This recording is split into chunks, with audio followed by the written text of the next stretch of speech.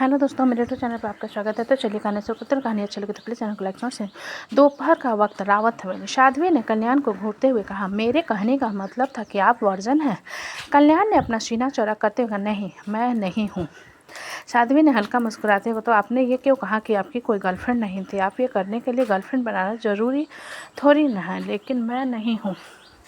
कल्याण झुकने को तैयार नहीं था, जिस पर साध्वी ने आंखें चढ़ाते थे। तो फिर आपको पीरियड्स के बारे में कैसे नहीं पता? कल्याण बस साध्वी को देखता रहा। तब साध्वी ने अपनी आंखें चढ़ाई और कल्याण ने गहरी सांस भर कर कहा, ठीक है, हाँ मैं हूँ ना, अब क्या फ़र्क पड़ता है? तुम्हें एक्सपीरियंस है ना, मुझे और कुछ नहीं चाहिए। जिसकी बात सुन साध्वी कल्याण का चेहरा देखती रही और कुछ नहीं कह पाई, जिस पर कल्याण को अपनी बात का एहसास हुआ। उसने बात को बदलते हुए, तुम कुछ भी कहो, अब मैं तुम्हारी देखभाल करूँगा। बताओ तुम्हें क्या चाहिए? पेन किलर, गर्म पानी या कुछ और? मैं ठीक हूँ, रहने दीजिए। साध्वी ने चेहरा दूसरी तरफ करते हुए, जिसे कल्याण ने देखा और उसके हाथ को पकड़ते हुए, अगर तुम इस तरह से बैठी रहोगी तो तुम्हें और ज़्यादा दर्द होगा। चलो नीचे चलो। कल्याण, ज़बरदस्ती मत कीजिए, मुझे अच्छा नहीं लग रहा है, मुझे आराम करने दीजिए। साध्वी ने हल्का इरिटेट होते जिसे कल्याण ने देखा, मुंह बनाते हुए नीचे चला गया। साध्वी ने उसे जाते हुए देखा और उसके दिमाग में गूंज रहा था, तुम तो एक्सपीरियंस हो ना? जिसे याद कर साध्वी ने अपने दांत पीसने में, बेवकूफ़, इतना कहकर वो अपना चेहरा मोड़कर झूले से उतरकर बिस्तर पर जाकर लेट गया। वहीं कल्याण नीचे आया और सर्वेंट से कहा, एक्सक्यूज़ मी। सर्वेंट ने जल्दी से उसकी तरफ देखते हुए, यस सर। कल्याण ने अपना ऑर्डर उसके मुंह पर चिपका दिया, रिलीफ सूप, थोड़ा अदरक वाला और चॉकलेट शेक बनाओ, गर्म पानी भी तैयार करो। हाँ, हीट पैड का एक्स्ट्रा कवर निकालो। सर्वेंट ने थोड़ा कंफ्यूज होते पूछा, सर मैं जान सकता हूँ कि ये सब क्यों? कल्याण ने हल्का मुस्कुरा कर कहा, मेरी वाइफ के मूड को अच्छा करना है। सर्वेंट कल्याण के मुस्कान को देखते हुए अपना सिर हिला दिया और उसके काम को करने लगा। कुछ देर बाद कल्याण हाथों में ट्रे लेकर कमरे में वापस और साध्वी को देखा, ट्रे को लैंप स्टैंड पर रखते हुए कहा, साध्वी। साध्वी ने सिर घुमाकर कल्याण को देखा और फिर से अपना चेहरा आगे कर। तब कल्याण ने उसके बगल में बैठते हुए कहा, अब इतनी भी आलसी मत बनो, लो अदरक वाली चाय तुम्हारे लिए और चॉकलेट शेक तुम्हारा मूड के लिए। ये कहते हुए कल्याण ने साध्वी को बाजू से पकड़कर उठाकर बैठा दिया। साध्वी की आंखें नचाते हुए नरम हो गई और कल्याण को एकटक दी, जिसकी नज़र पर कल्याण ने उसकी आंखों के सामने चुटकी, ओई माँ, तुम्हारा ही पति हूँ, घूरना बंद करो। साध्वी एकदम से अपने होश में और उसके हाथ से उसने चाय ले ली। तब कल्याण ने उसके कान में धीरे से कहा, क्या तुम्हें अब मेरी प्रशंसा कंफर्ट देती है? साध्वी ने कल्याण के सवाल का कोई जवाब नहीं दिया, जिससे चुप रहते हुए कल्याण ने भी आगे और कुछ नहीं कहा। वहीं सारंग विला में मृत्युंजय, महक, बाकी सब के साथ नीचे आया। सभी लोग नीचे अभी भी बातचीत में लगे हुए थे, जहां धनराज जी और शैली जी आकर सोफे पर बैठ गए। एकांश ने दहकती हुई आंखों से उन्हें देखा और अपना चेहरा दूसरी तरफ कर लिया, जिसे अव्यक्त ने देखते हुए धीरे से, अंश ऐसे रिएक्ट करना बंद करो। एकांश ने अव्यक्त की बात पर, मैं अपनी चीज़ों और अपने लोग खुद से दूर करना बर्दाश्त नहीं कर सकता। You got it, you are totally crazy dad. और यदि तुमसे नाराज है तो कोई ऐसी बकवास हरकत मत करना कि उनके और तुम्हारे बीच फिर से कोई लंबी जंग छिड़ जाए। अव्यक्त ने एकांश को शांत करते हुए, जिस पर एकांश धनराज जी और शैली जी को घूरने लगा। आर्या ने शिवांश से कहा, शिव जी। शिवांश की आंखें लाल हो गई तो उसने आर्या की आवाज़ लगाने पर उसके पास, हाँ आर्या, दादाजी और दादी जी बच्चों को देखना चाहते थे, लेकिन वो स्टडी रूम में चले गए, तो अब उन्हें अच्छे से टाइम स्पेंड करने देते। आर्या ने बच्चों की तरफ इशारा करते हुए, शैली जी ने आर्या के पास आकर मृतिका को उसकी गोद से लेते हुए, हाँ जरूर, अब तो हमारे पास टाइम ही टाइम होगा। आर्या के साथ बाकी सब घर वाले कन्फ्यूजन में शैली जी को देखने, और फिर आर्या ने अपने ख्याल को इग्नोर करते हुए धनराज से कहा, दादाजी आप भी लीजिए। ये कहते हुए आर्या ने मौली के गोद से एकांत को ले लिया और धनराज जी की गोद में दे दिया, जिसे लेकिन धनराज जी ने दुलारते हुए, कितना प्यारा है, बिल्कुल शिव के ऊपर गया है। शैली जी ने धनराज जी के पास में, बिल्कुल सही, दोनों बच्चे पर हाथ सुंदर है। फिर आर्या को देखते हुए धीरे से कहा, आर्या एक बात पूछूं? आर्या ने अपना सिर हिलाते, जी दादी। शैली जी ने आर्या को देखते कहा, IVF करवाया है क्या? आर्या की आंखें हैरानी से भरी। उसने जल्दी, नहीं, नेचुरल प्रोसेस है। शैली जी ने मुस्कुराते कहा, अच्छी बात है, मुझे लगा IVF करवाया है, वरना एक मिसकैरेज के बाद कुछ अच्छी खबर मिली ही नहीं थी तुम्हारी तरफ से। आर्या ने शैली जी के बाद अपना सिर हिला दिया और कुछ नहीं कहा। दोनों बच्चों सो रहे थे, जहां आर्या ने शिवांश की तरफ देखा, शिव जी आप इसके साथ रहिए, मैं 2 मिनट में आती हूँ। इतना कहकर आर्या किचन की तरफ चली, जिसके चेहरे को महक ने बहुत अच्छे से नोटिस किया। उसके साथ किचन में चली आई तो देखा आर्या फ्रिज से पानी निकाल रही थी। आर्या के मुरझाए चेहरे को देखते महक, क्या बात है आर्या? आर्या ने महक को देखा और कहा, कुछ नहीं माँ। महक ने आर्या को देखा और कुछ पल चुप रहकर कहा, दादी जी के साथ कंफर्टेबल रहो, क्योंकि अब बाकी समय उन्हीं के साथ बिताना है। आर्या बिल्कुल चौंक गई और उसके मुंह से पानी बाहर आ गया। फिर उसने खुद को संभालते हुए, क्या क्या मतलब आपका? महक ने आर्या को जवाब, शिवांश के दादा और दादी चाहते हैं कि जब तक वो जिंदा है तब तक शिवांश उनके साथ दिल्ली में रहे। आर्या की आंखें हैरानी से भर गई। उसे हर बारी में पूछा, और शिव जी ने क्या कहा? महक ने कुछ पल चुप रहने के बाद कहा, शिव जी ने कह दिया। आर्या की आंखें सिकुड़ गई, जिसे देखते हुए महक ने कहा, आर्या, शिव 2 कश्ती पर सवार है, किसी पर एक उसे जाना ही है, तुम उसका साथ दो। आर्या ने अपना सिर, नहीं मैं हिला दूंगा, मैं उनका साथ हमेशा साथ दूंगी, लेकिन यहाँ साथ नहीं दे सकती, सॉरी। महक ने अपना सिर नहीं में हिलाते हुए कहा, तुम अभी भी सारंग परिवार की बहू हो। आर्या ने झुंझलाते हुए कहा, माँ मैं हूँ इस परिवार की बहू और आप मेरी सास हो, पापा मेरे ससुर है, तो मैं आप लोगों को छोड़कर क्यों जाऊँ। महक ने आर्या के हाथ को दोनों हाथों में पकड़, तुम कहीं नहीं जा रही हो, बस कुछ सालों की बात है। आर्या ने महक को नम आंखों से देखते, आपको नहीं पता, माँ रॉय कपूर परिवार सांपों का टीला है और मैं नहीं चाहती कि मेरे दोनों बच्चों या मेरे पति को कुछ हो। महक ने अपना सिर नहीं में हिला। वो बीता हुआ कल था आर्या, वो बीता हुआ कल आज भी मुझे सपनों में डराती है माँ, इसलिए मैं शिव जी के इस फैसले पर उनके साथ नहीं दूंगी। मुझे नहीं जाना, दादी और दादाजी के साथ कहीं, आर्या ने जोर से कहा, जिसके तेज आवाज़ पर वहाँ मृत्युंजय भी आ गए। हैरान होते हुए, ये क्या हो रहा है यहाँ पर। फिर महक से पूछा, क्या बात है महक, आर्या को क्या हुआ। आर्या ने मृत्युंजय से कहा, पापा आप ऐसा कैसे कर सकते हैं। मृत्युंजय ने कन्फ्यूज, मैंने क्या किया। आर्या ने जवाब में कहा, आप शिवजी को जाने की परमिशन कैसे दे सकते हो। मृत्युंजय बिल्कुल खामोश पड़ गए, जिसकी खामोशी पर आर्या ने कहा, अब दूर रहे लोगों उनसे। मृत्युंजय ने धीरे, कुछ सालों की बात है आर्या। आर्या ने आंखें छोटी कर, किस तरह का कुछ साल। मृत्युंजय ने जवाब में कहा, उन्होंने कहा है कि वो अपने जिंदगी के कुछ साल यानी आखिरी कुछ साल शिवांश और तुम लोगों के साथ बिताना चाहते हैं। आर्या ने एक व्यंग भरी हंसी के साथ कहा, उनके ज़िंदगी के आखिरी कुछ साल या हमारी ज़िंदगी के आखिरी कुछ साल। कितने सेल्फिश लोग हैं वो, जब शिव जी को उनकी सबसे ज़्यादा ज़रूरत है तो उन्होंने छोड़ दिया, सिर्फ अपने दामाद और बेटी के लिए हर वक्त अपनी नाती को सिर पर चढ़ाए रखें। शिवांश जी को पूछा तक नहीं, आधी प्रॉपर्टी उनके नाम कर दी और अब जब सारी चीज़ें उनके सामने आई है तब यहाँ पर आकर झूठे प्यार का दावा कर रहे हैं। आर्या के गुस्से पर मृत्युंजय ने उसके सिर को तथा, कुछ नहीं होगा, तुम देख रही हो ना कि उन्होंने कितना लंबा इंतजार किया और धनराज जी सच में शिव से बहुत प्यार करते हैं। आर्या ने अपना सिर झुकाए धीरे से कहा, मैं नहीं जाऊंगी, मुझे आप लोगों से दूर नहीं जाना, मैं शिवजी को भी मना करूंगी, अगर उन्हें शिवजी का प्यार चाहिए तो वो यहीं रह जाए, लेकिन हम नहीं जाएंगे कहीं। मृत्युंजय ने आर्या की बात पर कहा, मैं उनसे कह दिया है आर्या। आर्या ने मृत्युंजय को देखते, तो क्या यहाँ पर मुझे फैसला लेने का हक नहीं है क्या, मैं नहीं बता सकती कि मुझे कहाँ पर कंफर्टेबल महसूस होता है। मृत्युंजय ने कुछ कहने के लिए मुँह खोला, उससे पहले ही अवधि वहाँ आ गए और उन लोगों की बातों को सुन, बाहर एकांश आप लोगों को बुला रहे हैं। मृत्युंजय ने अपनी मुट्ठी बांधते हुए महक से कहा, महक अब ये कौन सा नया तमाशा क्रिएट करेगा। महक ने मृत्युंजय को शांत करते हुए, आप ज़्यादा सोच रहे हो, चलिए देखते हैं। मृत्युंजय ने एक गहरी सांस ली और बाहर आ गया तो देखा एकांश की गोद में बेबी गर्ल थे, वो चेहरे पर ठंडे एक्सप्रेशन लिए खड़ा हुआ था। मृत्युंजय धनराज जी और शैली जी की तरफ देखा, जिनके चेहरे पर खुशगवारी के भाव नजर आ रहे थे, जिसे देखते हुए मृत्युंजय ने आगे आते हुए कहा, क्या हो रहा है यहाँ पर। शिवांश ने मृत्युंजय के पास आते हुए, कुछ नहीं पापा, कुछ नहीं हो रहा है। मृत्युंजय ने एक नज़र एकांश की तरफ देखकर कहा, यहाँ माहौल इतना तनाव भरा क्यों है।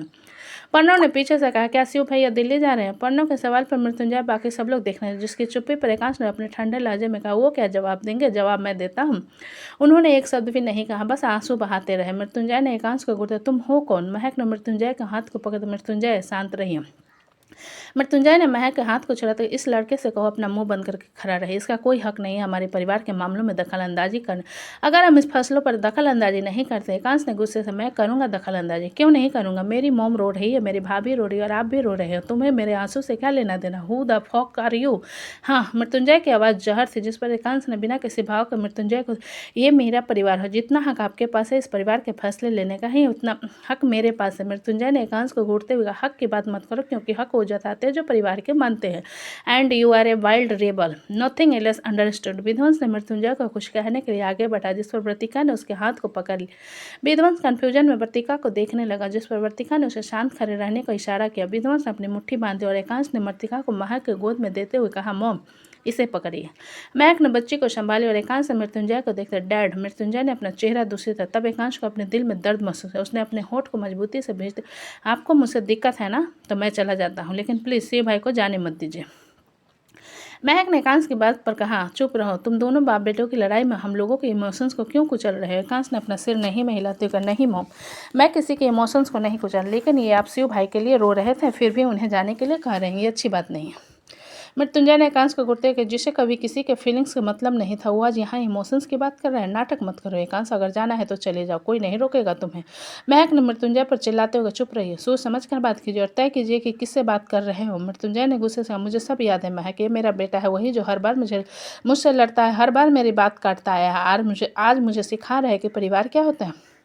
मृत्युंजय की बातों को सुनते एकांश ने धीरे, ठीक है डैड, आपकी नज़र में मैं नाटक कर रहा हूँ, आपको मुझसे दिक्कत है तो मैं चला जाता हूँ, हमेशा के लिए। इतना कहकर एकांश मौली की तरफ जाने के लिए मुड़ा, तब शिवांश ने उसकी कलाई को मजबूती से पकड़ते हुए गुस्से से, पागल हो क्या, ऐसे नहीं जाओगे तुम। जिस पर एकांश ने शिवांश की आंखों में देखा, उसकी आंखें बेहद खाली हो गई थी और महक ने बच्ची को आर्या को पकड़ाया और आगे बढ़कर मृत्युंजय के पास और सीधे उसकी आंखों में देखकर, इतना गुस्सा कब से पालने लगे हैं मृत्युंजय? बेटा सबसे ज़्यादा आपसे प्यार करता था, आज उसको ही पराया लगने लगा। मृत्युंजय ने महक की बात का कोई जवाब, उसके गले के नसें दिखाई दे रहे थे, उसने अपने दांत को भींच रखा था। जिसकी चुप्पी को देखते एकांश ने धीरे, डैड प्यार करता हूँ आपसे, बहुत करता हूँ, लेकिन शायद मेरा प्यार मेरे पास जान से बढ़कर नहीं है, तो कोई बात नहीं, मैं आपको फोर्स नहीं करूँगा। इतना कहकर एकांश ने शिवांश से हाथ छुड़ा लिया और कहा, अगर मैंने सुना कि आप यहाँ छोड़कर दिल्ली जाने की प्लानिंग कर रहे हैं तो आपकी हवेली को आग लगा दूंगा। फिर धनराज जी की तरफ देखते हुए, आपको अपने पोते का प्यार चाहिए ना, तो यहाँ रहिए, हमारा घर बहुत बड़ा और इस घर में रहने वाले लोगों का दिल उससे भी बड़ा है, आपको कभी गैर होने का एहसास होने नहीं देंगे। इतना कहकर एकांश ने मौली के हाथ को पकड़ा, उसे अपने साथ लेकर सारंग विला के एंट्रेंस की तरफ, जिसे देख महक उसके पीछे। एकांश, मौली, एकांश रुको बेटा, सुनो तो मेरी बात, कहाँ जा रहे हो तुम लोग? ये कहते हुए महक चौखट के पास लड़खड़ा गई, जिसके गिरने से पहले मृत्युंजय ने पीछे से कसकर महक का पूरा चेहरा आंसू से भीग चुका था। वो वही चौखट पर घुटनों के बल बैठे रो रहे थे। उसने उसी तरह रोते हुए कहा, क्यों नहीं रोका आपने उसे? क्यों कुछ नहीं कहा? आपका एक शब्द उसे रोक सकता था, लेकिन आपने उसे जाने दिया क्यों? मृत्युंजय ने महक के सवालों का कोई जवाब नहीं दिया। उसका चेहरा बिल्कुल लाल हो गया था। उसकी आंखें पार होती हुई गाड़ी को देख रही थी, जहां एकांश गाड़ी ड्राइव कर रहा था और मौली पैसेंजर सीट पर बैठी थी। उसने रोते हुए विंडो से सिर बाहर निकाल कर उन लोगों को देखा और गाड़ी वहां से बाहर निकली, जिसे मृत्युंजय बस देखता रहा और महक उसके सीने से लगी रो रही थी, जिसे देखते हुए मृत्युंजय ने कुछ नहीं कहा। तब महक ने कांपती हुई अब उसके सीने पर हाथ मारते हुए, आप क्या साबित करना चाहते हो कि आप सबसे ऊपर हो? तो बधाई हो मृत्युंजय, आज आपने जीत लिया अपना अहम, पर खो दिया अपना बेटा, और मैं इस चीज़ के लिए आपको कभी माफ़ नहीं करूँगी। मुझे अपना बेटा और बहू वापस चाहिए। इतना कहते हुए महक ने मृत्युंजय को पीछे धकेलकर उठकर बाहर जाए। तब शिवांश और अव्यक्त ने उसे पकड़ लिया। शिवांश ने महक को संभालते हुए, माँ, उसका गुस्सा उसके प्यार से बढ़कर नहीं है, वो वापस आ जाएगा। महक ने रोते हुए कहा, वो नहीं आएगा, वो अपने बाप से भी ज़्यादा जिद्दी है। अव्यक्त ने महक को गले लगाते हुए, हम उसे ले आएंगे, आप रोइए मत। महक ने अव्यक्त की बात पर रोना बंद नहीं किया, जिसमें मृत्युंजय ने महक के दोनों बाजू को पकड़, महक, जिन्हें परिवार छोड़ना होता है उन्हें परिवार की सिर्फ एक गलती चाहिए होती है, फिर वो लोग उसी को बहाना बना देते हैं। मैंने कुछ नहीं किया। महक ने मृत्युंजय के हाथ को, लेकिन आपने उसे रोका भी नहीं। मृत्युंजय ने अपने दांतों को कसते हुए, मैंने उसे जाने के लिए भी नहीं कहा। महक ने मृत्युंजय का नाम आंखों से देखा, बाबा से कहा, आप अंश से बात कीजिए ना, वो आपकी बात मानता है, प्लीज़ मेरे बेटे को वापस ले।